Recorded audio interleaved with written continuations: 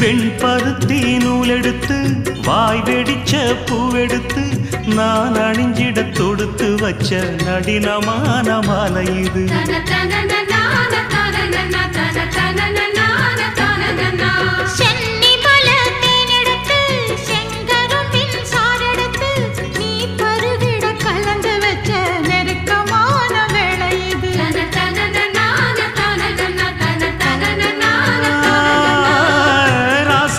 உடம்பிருக்கும் ரவிக்க துணி நானாக அன்னாடம் சூடி கொள்ள ஆசை வச்சாகாதா.